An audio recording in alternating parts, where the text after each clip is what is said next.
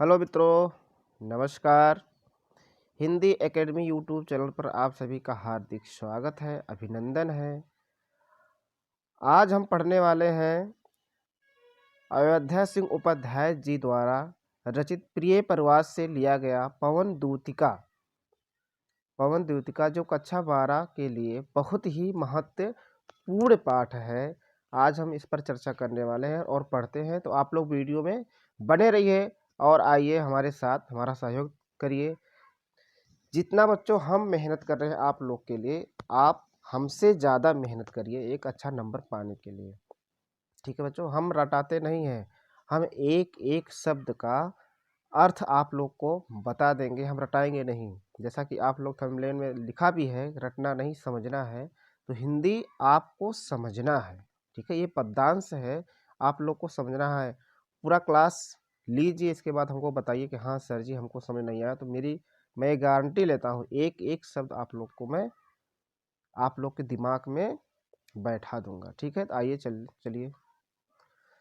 तो अयोध्या सिंह उपाध्याय हरिऔध जी का जो है संक्षिप्त परिचय पढ़ लेते हैं, जीवन परिचय पढ़ लेते हैं उनका। चलिए आइए देखते हैं।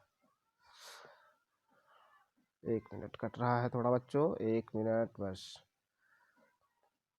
अयोध्या सिंह उपाध्याय का जन्म 15 अप्रैल सन 1865 कब हुआ था बच्चों? हमारे साथ दोहराइएगा, जन्म कब हुआ था? देखिए 1865 में निजामाबाद जिला निजामाबाद में हुआ था, और जिला कौन सा? आजमगढ़, उत्तर प्रदेश में हुआ था। इनके पिताजी का नाम पंडित भोला सिंह उपाध्याय था। 5 वर्ष की अवस्था में फारसी के माध्यम से इनकी शिक्षा प्रारंभ या आरंभ हुई, जो भी लिख सकते हो। वर्नाक्युलर मिडिल पास करके ये क्वींस कॉलेज बनारस में अंग्रेजी पढ़ने गए। देखिए कवि है हिंदी के, लेकिन बनारस क्वींस कॉलेज में ये अंग्रेजी पढ़ने के लिए गए। पर अस्वस्थता के कारण अध्ययन छोड़ना पड़ा। यानी हिंदी पढ़ने ले गए, रुचि हिंदी में थी, लेकिन अंग्रेजी पढ़ने के लिए गए, लेकिन अस्वस्थता के कारण वो अध्ययन उनको छोड़ना पड़ा बीच में। स्वाध्याय से इन्होंने अपने अध्ययन से, यानी अपने आप से पढ़कर हिंदी संस्कृत क्या क्या पढ़ा? स्वाध्याय से हिंदी संस्कृत फारसी अंग्रेजी अच्छा ज्ञान प्राप्त कर लिया। निजामाबाद के मिडिल स्कूल में अध्यापक, कानूनगो और काशी विश्वविद्यालय में अवैतनिक शिक्षक पदों पर इन्होंने कार्य किया। ये सब याद करने वाली चीज़ है। ठीक है बच्चों, जितना अंडरलाइन किया है। 6 मार्च सन 1947 ईस्वी में इनका देहावसान हो गया। यानी आज़ादी से पहले मार्च अप्रैल अगस्त में ना, हाँ, तो मार्च में ही इनका देहावसान हो गया।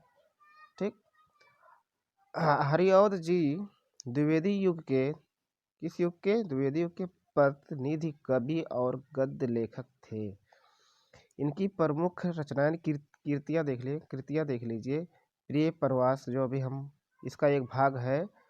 पवन दूतिका भी पढ़ने वाले हैं, जो खड़ी बोली का प्रथम महाकाव्य माना जाता है। वैदेही वनवास करुण रस प्रधान महाकाव्य माना जाता है। पारिजात स्फुट गीतों में क्रमबद्ध संकलन चुभते चौपदे। यहाँ देखिए संक्षिप्त परिचय पढ़ लीजिए 1 मिनट। कवि, एक संक्षिप्त परिचय। का जन्म 15 अप्रैल सन 1865 ईस्वी में, स्थान निजामाबाद आजमगढ़। पिता भोला सिंह उपाध्याय, माता रुक्मणी देवी। शिक्षा स्वाध्याय से इन्होंने हिंदी संस्कृत फारसी पढ़ी। भाषा ब्रज एवं खड़ी बोली। शैली है इनका, देख लीजिए, शैली, प्रबंध और मुक्तक। प्रमुख रचना प्रिय प्रवास, चौके चौबदे, चुभते चौबदे, वैदेही वनवासी में इंपॉर्टेंट है। मृत्यु 6 मार्च सन 1947 ईस्वी। ठीक है बच्चों, अब देखिए इनका रचना हमने पढ़ लिया, पारिजात पढ़ लिया ना,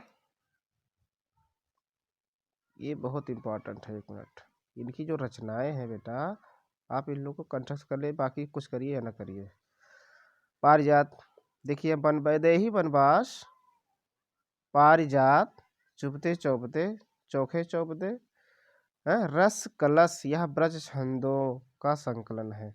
अध खिला फूल, ठेठ हिंदी का ठाठ, रुक्मणी परिणय आदि मौलिक गद्य रचनाएं इनके आलोचना। अब ठीक है ना है। और बाकी ये सब पढ़ना नहीं है आप लोग के लिए, क्योंकि समय कम है। फरवरी चल रहा है ना।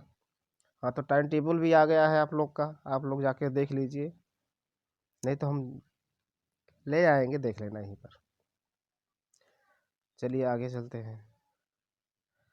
आइए अब हमारा पवन दूतिका। पवन दूतिका हमने अभी चर्चा किया है पवन दूतिका के बारे में बच्चों, कि यह प्रिय प्रवास से लिया गया है। किससे लिया गया है? प्रिय प्रवास से एक भाग लिया गया है पवन दूतिका। अब राधा जी के बारे में वर्णन हुआ है इसमें। अयोध्या सिंह जी उपाध्याय जी ने इसमें पवन माने हवा, हवा को दूतिका माने संदेशा देने वाला, जिसको कहते हैं डाकिया, अपने पोस्टमैन जिसको इंग्लिश में बोला जाता है, उसको संदेशा भेजती हैं श्री कृष्ण जी के पास राधा जी। किसके द्वारा, किसके माध्यम से? हवा के माध्यम से, वायु के माध्यम से, पवन के माध्यम से अपना संदेशा, अपनी जो पीड़ा है वह पवन के माध्यम से भगवान श्री कृष्ण जी के पास भेजती है।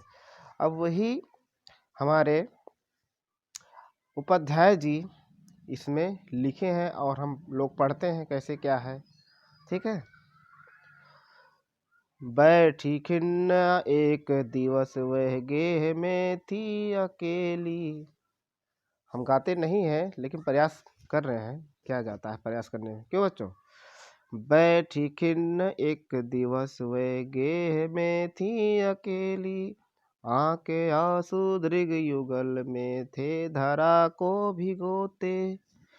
आई धीरे इस सदन में पुष्प सद गंध को ले, प्राहता वाली सुपवन इस काल वातायनों से। ठीक है, याता वातायनों से। तो एक एक शब्द का अर्थ आप लोग समझिए और मन से पढ़िए। ठीक है, आप लोग अपना नज़र इस मोबाइल स्क्रीन पर रखिए और जो दिमाग है हमारे बातों को सुनिए। ठीक है, कान हमारे बातों को सुने, हम क्या कह रहे हैं हमारे अल्फाजों को सुने, हमारे आवाज़ों को सुने था। क्या? बैठी, राधा जी बैठी हैं, बैठी माने बैठना। राधा जी कहाँ बैठी हैं? खिन्न यानी दुखी होकर, खिन्न मीन्स दुखी होकर, एक माने एक, दिवस मीन्स दिन, वे माने कौन? राधा जी। वे किसको संबोधित कर रहा है? राधा जी। ठीक है। बैठी खिन्न मतलब बैठी है, राधा बैठी है, खिन्न माने दुखी होकर, एक माने एक, दिवस माने दिन, वो माने राधा जी। गेह मीन्स होता घर, गेह मीन्स घर में थी अकेली। कौन अकेली है? राधा जी। अर्थात अब पूरे का अर्थ, बैठी खिन्न एक दिवस वे गेह में थी अकेली, अर्थात राधा जी, राधा जी, राधा जी एक दिन खिन्न यानी दुखी होकर अपने घर में अकेली बैठी थी। बैठी थी यानी राधा जी दुखी होकर, राधा जी दुखी होकर एक दिन, एक दिवस, एक दिन वे अपने गेह माने घर में अकेली बैठी हुई थी या थी। आके आंसू दृग युगल में थे धरा को भिगोते। आके माने आना, आके मीन्स आना, आंसू माने सबको पता है आंसू, दृग माने होता है नेत्र, युगल माने दोनों, दोनों नेत्रों से, दोनों नेत्रों से आंसू निकल रहे थे। आंखें आंसू दृग युगल में थे धरा को भिगोते, यानी दोनों नेत्रों से आंसू निकलकर, धरा माने पृथ्वी, धरा मीन्स पृथ्वी को भिगो रहे थे, गीला कर रहे थे। भिगोना माने गीला करना। ठीक है, दोनों आंखों से, दोनों नेत्रों से आंसू निकलकर धरा को गीला कर रहे थे। ठीक है बच्चों, समझ में आ रहा है ना? आंखें आंसू दृग युगल में थे धरा को भिगोते, दोनों नेत्रों से, राधा जी के दोनों नेत्रों से आंसू निकल कर धरा यानी पृथ्वी को गीला कर रहे थे। आई धीरे इस सदन में पुष्प सदगंध को ले, सदगंध को ले।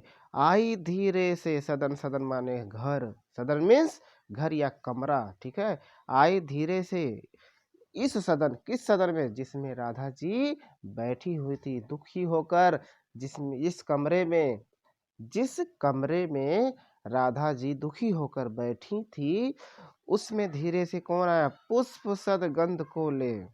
कौन आई, आई धीरे इस सदन में, उस कमरे में पुष्पों से, पुष्पों सा सुगंध लेकर, पुष्पों का सुगंध लेकर या पुष्पों सा सुगंध लेकर, कुछ भी लिख सकते हैं बच्चों, ठीक है, कंफ्यूज मत होइएगा। उस सदन में धीरे से आई कौन, पवन।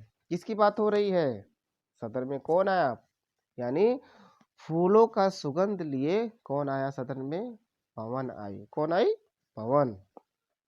प्रातः वाली सुपवन इसी काल वातायनों से।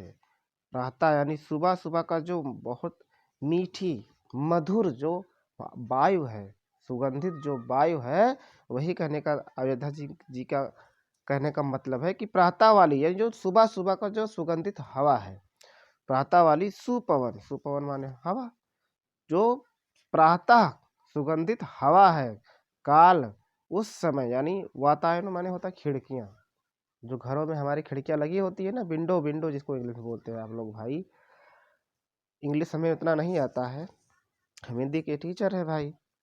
तो प्रातः वाली जो सुगंधित हवा है, और कहाँ, वातायनों से, उस सदन में कैसे आई, खिड़कियों के माध्यम से उस सदन में धीरे से आई।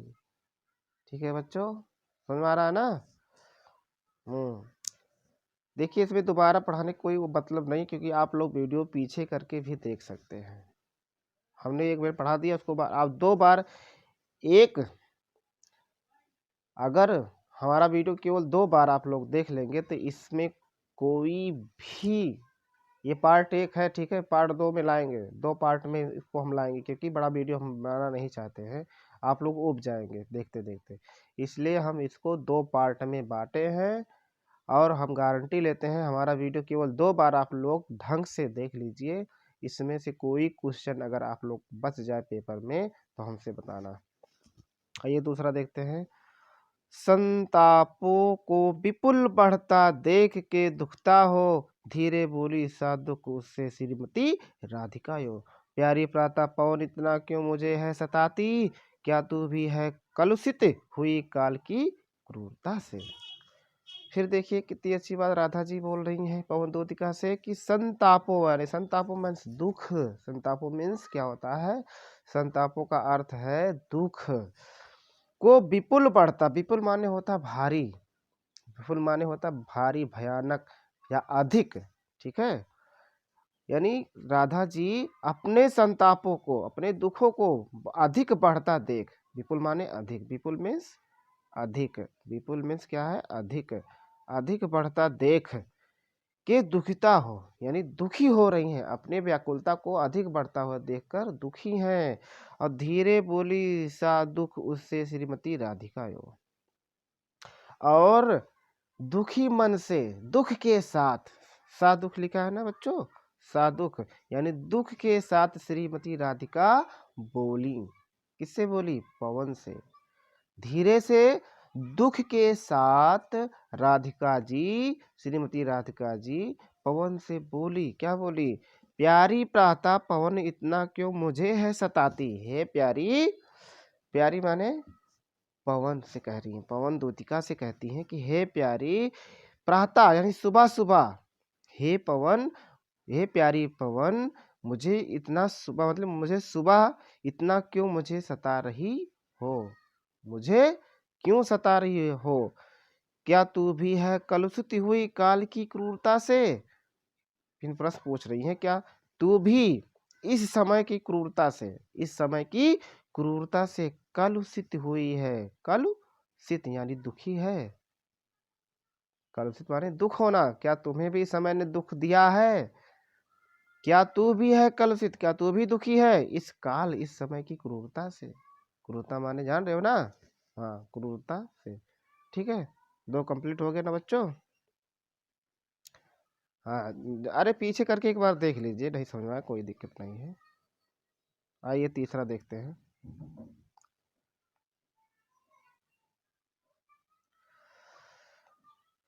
मेरे प्यारे नौजलद से कंज से नेत्र वाले, कितनी अच्छी बात है।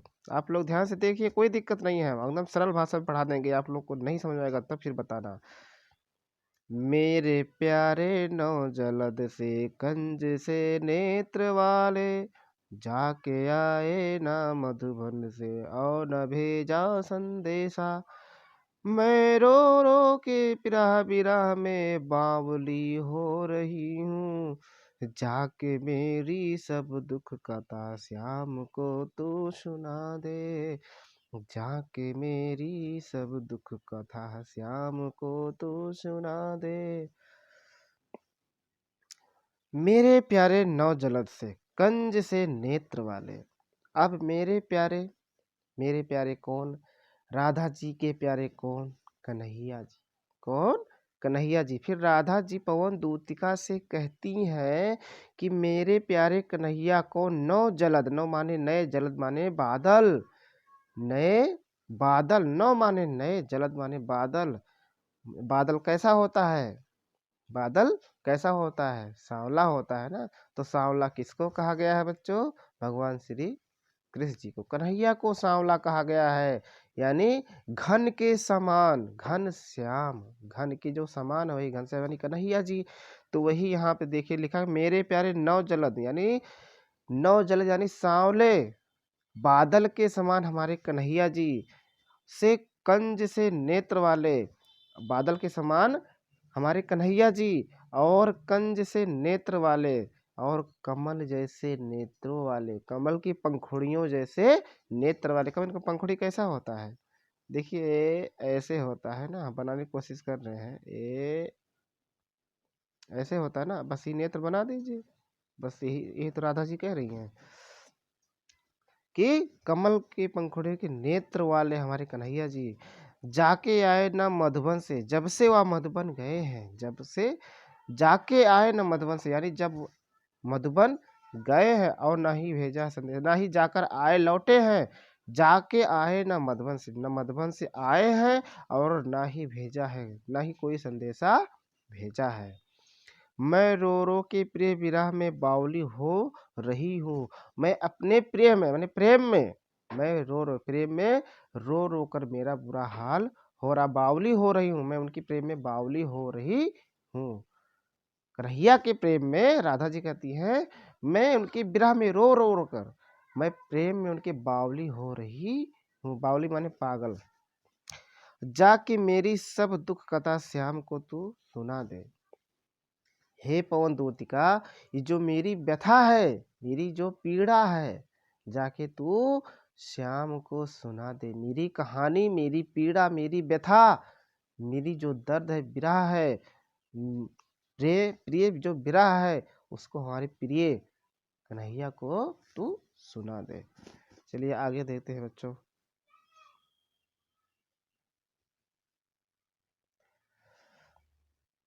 चौथा, ज्यों ही मेरा भवन तज तू अल्प आगे बढ़ेगी। फिर राधा जी रास्ता भी बता रही हैं पवन दूतिका को। क्या बता रही हैं बच्चों? कि जो ही, जैसे ही, जो माने जैसे ही, मेरा मेरा मेरा सबको पता, भवन माने घर, तज माने छोड़ेगी, या छोड़ना है, ठीक है। तज तू, जैसे ही मेरे घर को तू छोड़ेगी, अल्प माने थोड़े आगे बढ़ेगी, थोड़े से जैसे आगे तू बढ़ेगी, मेरे भवन को, मेरे घर को छोड़कर जैसे तू आगे बढ़ेगी, शोभा वाली सुगत कितनी मंज कुंजे मिलेंगी। और तुझको हे पवन दूतिका, राधा जी कहती हैं कि हे पवन दूतिका, जैसे ही मेरे भवन को तू छोड़कर आगे बढ़ेगी, जैसे तू मेरे भवन को छोड़कर थोड़ा ही आगे बढ़ेगी, तो शोभा वाली, सुशोभित हो रही होंगी, सुखद जो मन को सुख प्रदान करती हैं, कितनी तुमको मंजू माने फूले, कुंज माने उपवन, फूल, सुंदर सुंदर मन को सुख प्रदान करने वाली, सुख प्रदान करने वाली फूलें और उपवन तुमको मिलेंगी, मंज कुंजे मिलेंगी। सुंदर सुंदर फूल, सुंदर सुंदर उपवन तुमको मन को मोहने वाली तुमको मिलेंगी। लिखा है शोभा वाली सुखद कितनी मंज कुंजे मिलेंगी। हे दूतिका, हे पवन दूतिका, जैसे ही मेरे घर को तू छोड़ेगी, थोड़ा आगे जाएगी तो तुमको अनेक सुशोभित हो रही होंगी, अनेक शोभा वाली फूल उपवन तुमको मिलेंगी। प्यारी छाया मृदुल स्वर से मोह लेंगी तुझे वह।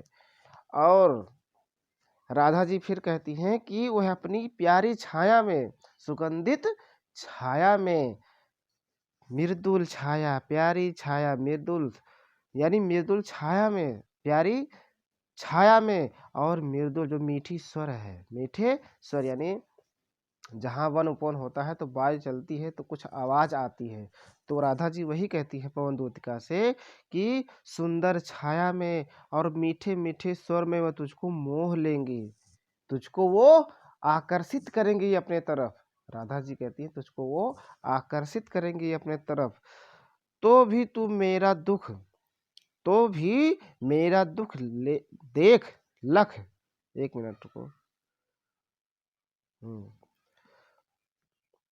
तो भी मेरा दुख लख वहां ना विश्राम लेना। फिर राधा जी कहती हैं कि मेरा दुख को एक बार देख, मेरे दुख को देख कर तुम वहां विश्राम ना कर लेना, ठीक है। मेरे दुख को देख वहां तुम विश्राम मत करना। अब आगे देखिए पांचवा। थोड़ा आगे उस सरस रो का धाम सत पुष्प वाला, सत पुष्प वाला, थोड़ा आगे। हे पवन दूतिका, राधा जी कहती हे पवन दूतिका, जैसे थोड़ा और आगे तू बढ़ेगी, जैसे थोड़ा तुम और आगे बढ़ेगी, सरस रस के साथ, मीठा ध्वनि, रव माने ध्वनि, सरस माने रस के साथ, और रस कैसा होता है सबको पता है, मीठा होता है, सुंदर होता है ना। रव मीन्स होता है, रव मीन्स ध्वनि, मीठा ध्वनि। जैसे ही पवन दूतिका से राधा जी कहती हैं कि हे दूतिका, जैसे थोड़ा और आगे बढ़ेगी, सरस रस से भरा ध्वनि, रस से भरा ध्वनि का धाम, धाम माने स्थान होता है, धाम मीन्स क्या होता है, स्थान, जैसे चारों धाम, ठीक है। तो धाम सत पुष्प वाला, सतपुष्प माने सुंदर पुष्पों वाला स्थान मिलेगा, सुंदर पुष्पों वाला क्या स्थान मिलेगा। और सरस रो माने रस से भरा हुआ ध्वनि, और सुंदर सुंदर पुष्पों वाला स्थान मिलेगा। अच्छे अच्छे, अच्छे अच्छे बहुद्रम लतावान सौंदर्यशाली। अब देखो, और अच्छे अच्छे बहुत से वृक्ष, लता सौंदर्यशाली यानी सुंदर सुंदर, अच्छे अच्छे, सुंदर माने जो सुशोभित हो रहे हो, सुंदर माने जो सुशोभित हो रहे हो, तो सुशोभित हो रही हो जो सुंदर, जो अच्छी दिखने वाली, अच्छे अच्छे बहुत से वृक्ष और लताएं भी तुमको मिलेंगी। फिर आगे क्या कहती है राधा जी पवन दूतिका से कि प्यारा वृंदा विपिन मन को मुग्धकारी मिलेगा। और जो वृंदावन का विपिन है, विपिन माने वन, विपिन मीन्स वन होता है, और जो वृंदावन का सुंदर प्यारा विपिन यानी वन है, मन को मुग्धकारी कर देगा, मन को तुम्हारे मुग्ध कर देगा। हे पवन दूतिका, मन को तुम्हारे मुग्ध कर देगा, प्रसन्न कर देगा। आना जाना इस विपिन से मोह माना ना होना। हे पवन दूतिका, तू उस विपिन में, उस वन में से आना जाना, लेकिन अपने मोह माना ना होना, मन से मोहित यानी मन को मोहित कर लेंगी, मन को मोहित होने ना देना। विपिन माने वन होता है, ठीक है। अगला देखिए छठा। जाते जाते अगर पथ में क्लांत कोई दिखावे, क्लांत कोई दिखावे। अब राधा जी कहती हैं कि हे पवन दूतिका, अगर जाते जाते, पथ माने रास्ता सबको पता है, अगर जाते जाते तुमको रास्ते में कोई क्लांत माने थकी हुई दिखाई पड़े। जाते जाते अगर रास्ते में कोई थका हुआ तुमको दिखाई दे या दिखाई मिले या दिखाई पड़े तो जाके सन्निकट तो उसके पास जाकर उसकी क्लांतियों को मिटाना और उसकी जो थकावट है उसको तुम मिटा देना अपने स्पर्श से उसकी थकावट को मिटा देना। धीरे धीरे परस करके गात उत्ताप खोना। और देखो और उसको धीरे धीरे से स्पर्श करके धीरे धीरे परस यानी स्पर्श छूकर करके गात उत्ताप खोना, यानी उसका जो क्या है उत्ताप माने ताप यानी जो गर्मी है उसको तुम धीरे धीरे से खत्म कर देना, मिटा देना, खो देना। ठीक है। सदगंधों से शर्मित जन को हर्षित सा बनाना। और जो शर्मित है जो मेहनती लोग हैं मजदूर लोग कुछ भी कह सकते हैं। सदगंधों अपने गंध से अपने सुगंधों से सद माने साथ यानी जो सुगंधित तुम्हारे जो हवा में सुगंधित जो वायु में सुगंधित है। शर्मित जन को हर्षित यानी उनके हृदय को हर्षित करना, प्रसन्न करना। ठीक है।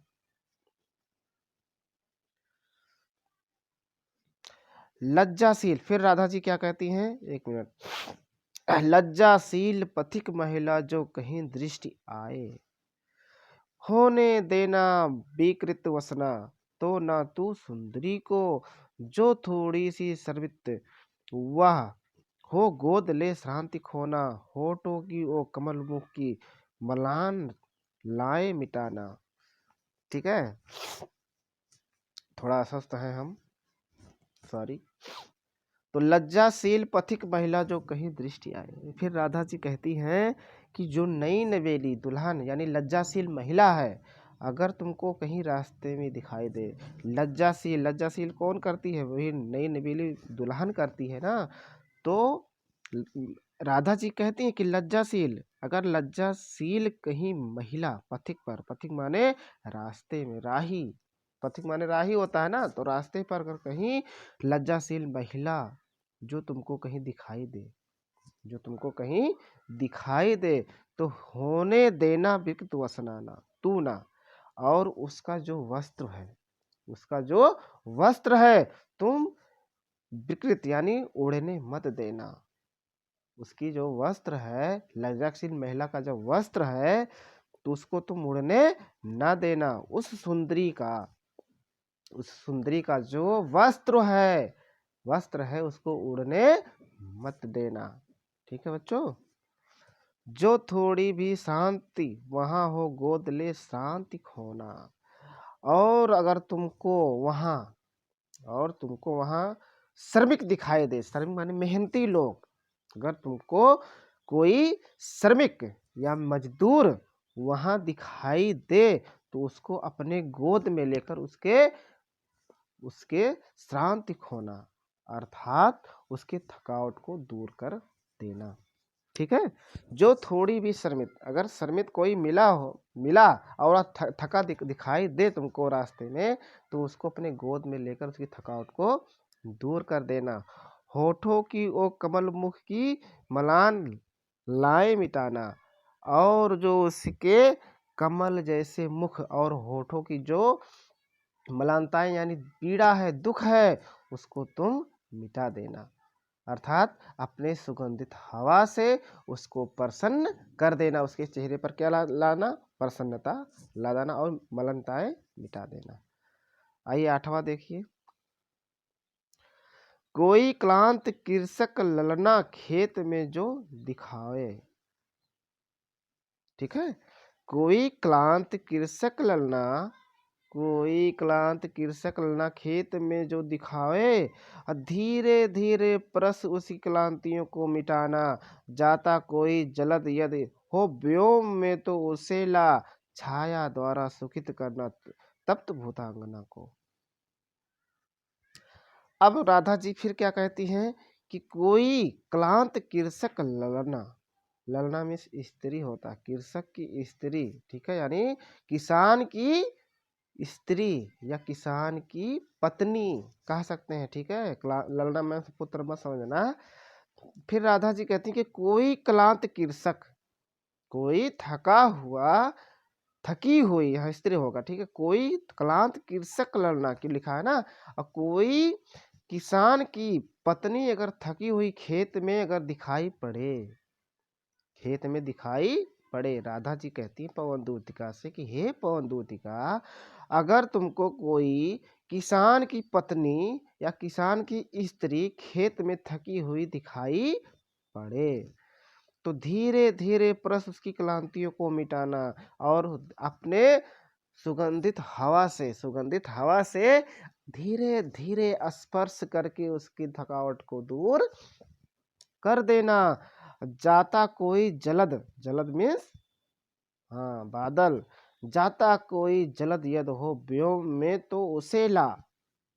कितनी अच्छी बात करी है राधा जी पवन दूतिका से कि अगर आसमान में, व्योम मीन्स आसमान, आसमान में अगर कोई बादल जा रहा हो तो उसको ला, कहाँ ला, सूर्य के सामने रख देना। सूर्य के सामने क्या कर देना, रख देना, ताकि उस भूतांगना को, जो वो स्त्री है, उसको क्या मिले, छां मिल सके। तो छाया द्वारा, लिखा नीचे लिखा भी गया है कि छाया द्वारा सुखित करना तप्त भूतांगना को, उस स्त्री को छाया देकर उसके मन को प्रसन्न कर देना। ठीक है बच्चों, अगला देखते हैं। जाते जाते पहुँच मथुरा धाम में उत्सुका हो, न्यारी शोभा वर नगर की देखना मुग्ध होना, तू होवेगी चकित लग के मेरु से मंदिरों को, आभा वाले कलश जिनके दूसरे अर्क से हैं। अब यहाँ ध्यान देना थोड़ा। फिर राधा जी पवन दूतिका कहती हैं कि जाते जाते जब कहाँ पहुँच जाओगे, जाते जाते पहुँच मथुरा धाम में उत्सुका हो, यानी तुम जाते जाते जब मथुरा धाम को पहुंच जाओगे तो अधिक उत्सुक ना होना, उत्सुक हो जाना, ना होना नहीं, हो जाना। जाते जाते पहुंच मथुरा धाम में उत्सुका हो, न्यारी शोभा वर नगर की देखना मुग्ध होना।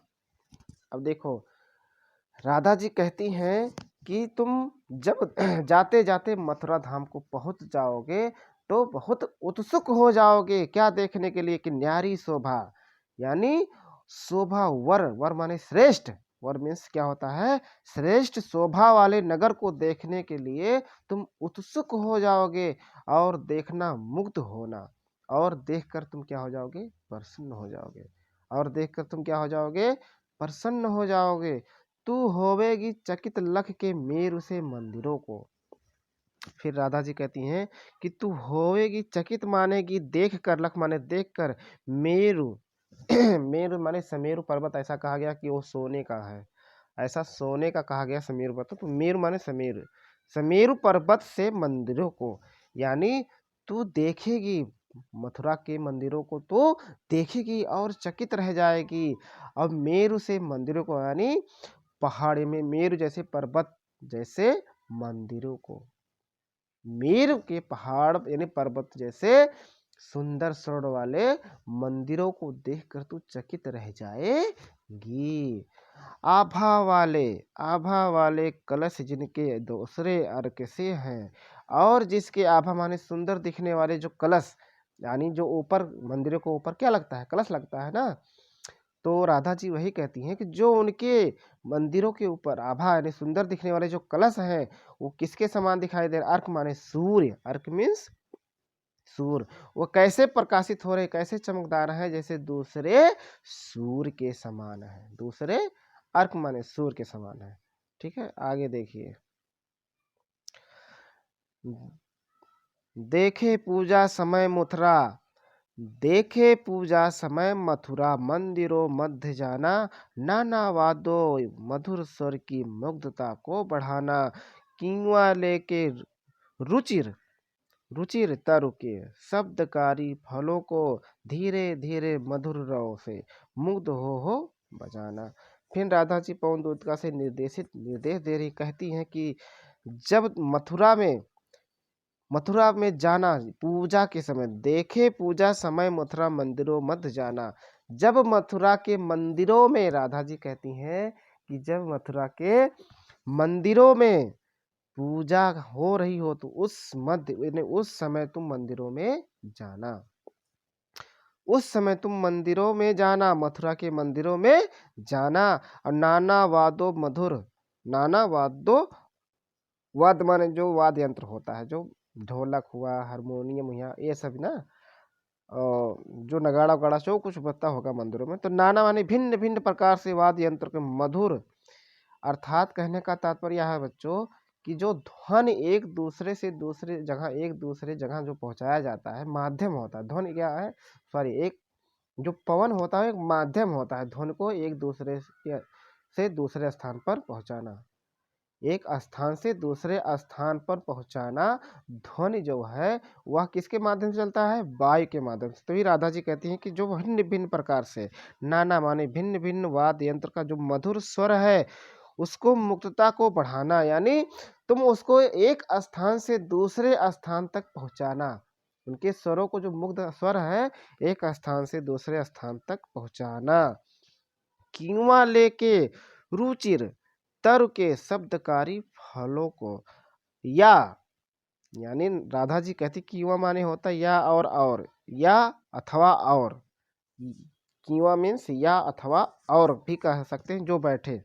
तो नाना प्रकार से जो मधुर मधुर वाद्य यंत्र वहाँ बज रहे हो, उनके मधुर यंत्र को यानी मधुर स्वर को तुम एक स्थान से दूसरे स्थान तक पहुंचाना। या लेके रुचिर तरु, या फिर तरु माने वृक्ष, तरु मीन्स वृक्ष, रुचिर माने सुंदर दिखने वाला वृक्ष के शब्दकारी फलों को, सुंदर दिखने वाला तरु माने वृक्ष, यानी वृक्ष के जो शब्दकारी, यानी शब्दकारी माने जो बोलते हैं, यानी जो फल सूख जाते हैं बच्चों, फल सूख जाते हैं, आप लोग बचपन में किए होंगे, फल सूख जाता है तो वो कुछ आवाज करने लगता है, फल में ना सूख जाता है तो आवाज, यानी घुनघुना टाइप जो कहते हैं, घुनघुना टाइप के बजने लगता है। तो वही कहती हैं, या जो वृक्ष के रुचिकर यानी सुंदर दिखने वाले वृक्ष के शब्दकारी, यानी जो सूखा हुआ फल को लेकर के धीरे धीरे मधुर रहो, धीरे धीरे मधुर माने मीठा, रो माने ध्वनि से मुग्ध हो बजाना, और मधुर स्वर में हो कर तुम बजाना, मधुर स्वर में हो कर या रुक रुक कर तुम क्या करना, बजाना। ठीक है बच्चों। तू देखेगी जलद तन को जा वही तदकता होंगे लोने नयन उनके ज्योत उत्कीर्णकारी, मुद्रा होंगी वर वदन की मूर्त सी सौम्यता की, सीधे साधे वचन उनके सिक्त होंगे सुधा से। अब देखिए फिर राधा जी कहती हैं कि वहीं पर तू देखेगी, वहीं पर तू देखेगी जलद तन। जलद तन किसको कहा गया, उपमा अलंकार है यहाँ पे।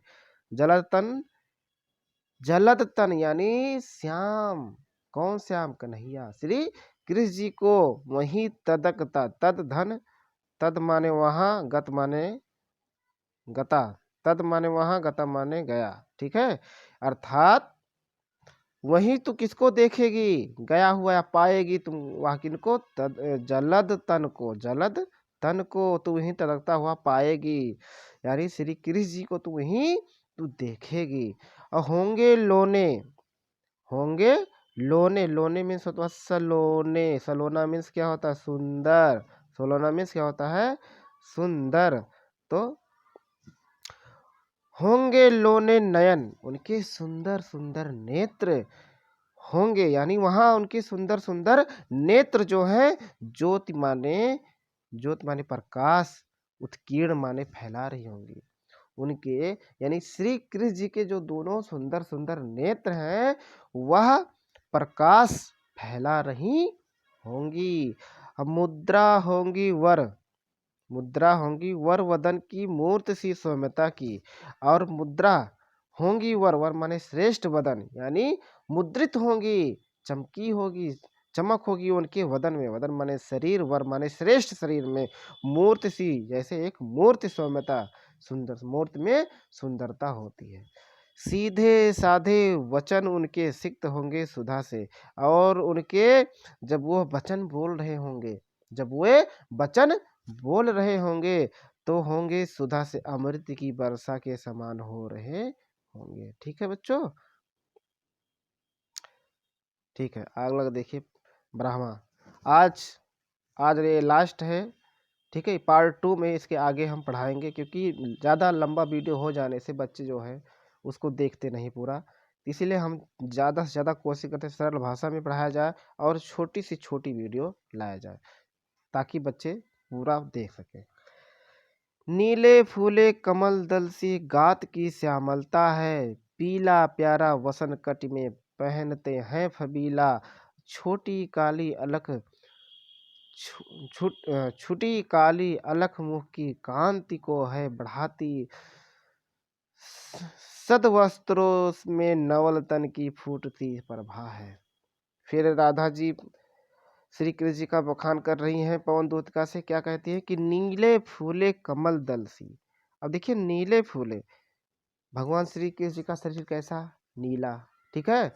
तो नीले फूले कमल दल, तो भगवान श्री कृष्ण जी के लिए कहा गया कि वह नीले कमल के दल के समान सी गत की श्यामलता है, सी गात की श्यामलता है। देखिए अर्थात कैसे राधा जी कैसे बताई हैं उनको कि वो नीले कमल की जो पंखुड़ियां हैं उनके समान जो श्यामलता है, श्यामलता माने नीला, गात श्यामलता है, यानी उनकी जो शोभा है नीले कमल की पंखुड़ी के समान नीला शोभा है।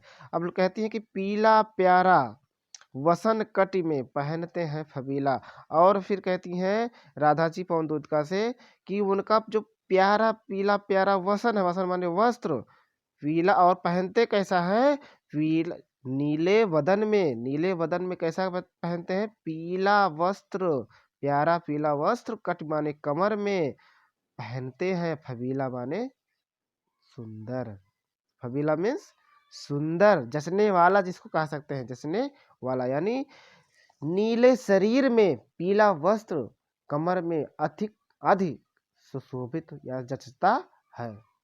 ठीक है। छोटी काली अलख मुख की कांति को है बढ़ाती। अब देखो छोटी काली यानी काला, अलख मीन्स होता है जो लताएं, मतलब बालों से जो लटकी होती हैं, क्या कहते हैं उसको, जो दोनों तरफ उनके जो बाल घुघराले बाल हैं, मुख की जो शोभा, कांति माने शोभा, छोटी यानी काली काली जो दोनों मुख के पास घुघराले बाल हैं उनके मुख की शोभा को बढ़ाती हैं। सद वस्त्रों में नवल तन, सद वस्त्र माने सुंदर वस्त्रों में नवल तन माने, नवल माने नया तन की फूटती सी प्रभा है, अर्थात वे नवल तन माने होता है कि जवान दिखना, ठीक है, सुशोभित होना या जवान दिखना, कुछ भी लिख सकते हैं। तो सद वस्त्र सुंदर वस्त्रों में नवल तन, यानी ऐसा लग रहा है जैसे बाल्यावस्था हो, किसका, श्री कृष्ण जी का। आज के लिए इतना ही बच्चों, अब मिलते हैं अगले पार्ट 2 के वीडियो में। तब तक लिए आप लोग इसको 2 बार पढ़ लीजिए, और इससे प्रश्न आना तय है, 100% तय है बच्चों। तो आप लोग मेहनत करके पढ़िए, जितना मेहनत हम आप लोग के साथ कर रहे हैं तो उतना आपका फर्ज बनता है कि आप लोग भी करिए। बहुत बहुत धन्यवाद। अब इंतज़ार रहेगा दूसरे वीडियो का।